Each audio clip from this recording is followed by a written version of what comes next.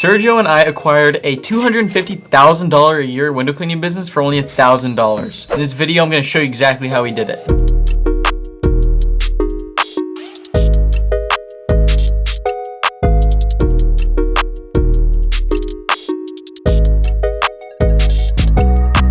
So let me preface this by saying the greatest wealth transfer in the history of the world is happening right now. There's like 10,000 baby boomers retiring every single day. So over the next 30 years, there's going to be $68 trillion worth of assets that are going to become available and are going to transfer hands. Making up a lot of that 68 trillion are businesses and real estate. We're mainly going to cover businesses and how we took advantage of this in this video. So let's get into it. Let me start by saying when it comes to buying businesses, there are no rules. So when this deal fell on our lap, instead of overthinking it and being like, oh, who are we to be qualified to go and buy a business at 22, 23 years old? Who are we to go and get a really good deal and negotiate our terms? You gotta let that mental blockage get out of your head and just have the courage to do these things, or else these things would have never happened for us. So the deal fell on our lap, like we said. I was part of a networking group called LaTip, similar to things like BNI, where you go and network. Literally, you just go for an hour, hour and a half. They serve you food and you network around, and there's only one business category allowed in each group. So I was the group's window cleaner. There was a roofer of the group. There was a general contractor. There was an attorney. There was the reverse mortgage guy.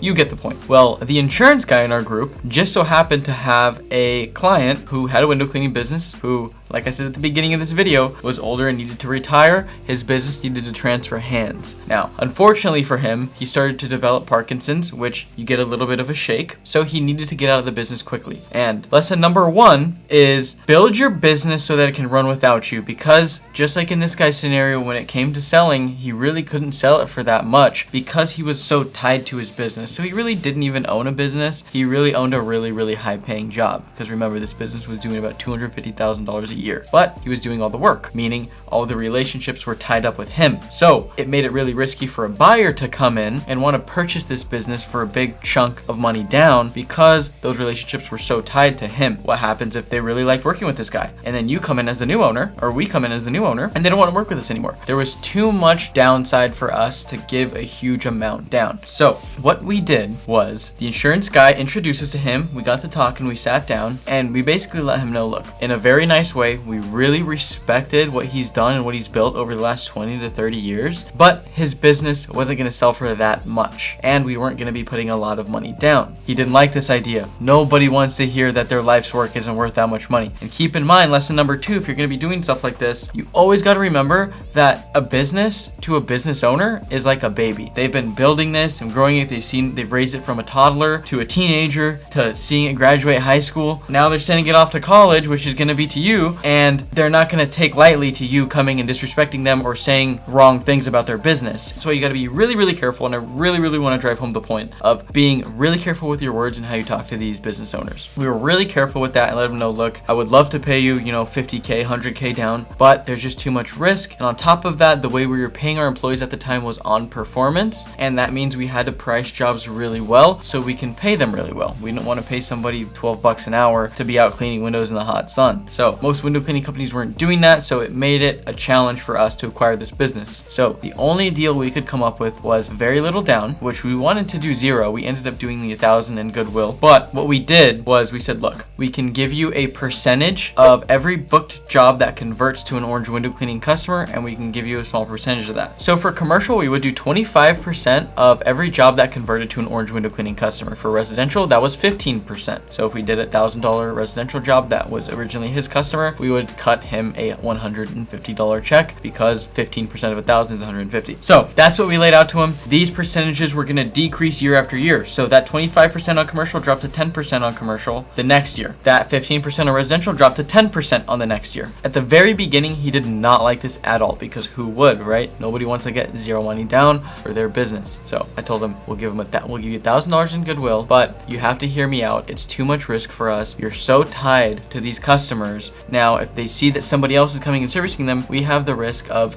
putting a bunch of money down and losing those customers, and those customers not converting because he wasn't charging market rates in the first place. So on top of that, we were going to have to come in and raise prices, thus creating more churn, more customer churn in the business. So we already knew we weren't going to retain a lot of those customers. After about 2 whole months of negotiations, we finally settled on the deal that I just talked about. But it took lots of convincing and lots of staying firm on my terms. So it had to be on our terms because he knew that we were in this for the long run and that we were going to take care of this business. He was going to sell it to someone who wasn't even going to be able to fulfill it. We had the manpower, we had the trucks, we had everything needed to fulfill all this work for him. There was really not another good buyer for this business other than us. The key lesson here is you can get really creative with deals, and there's tons of good deals for you to do out there right now. You just have to keep your eyes open.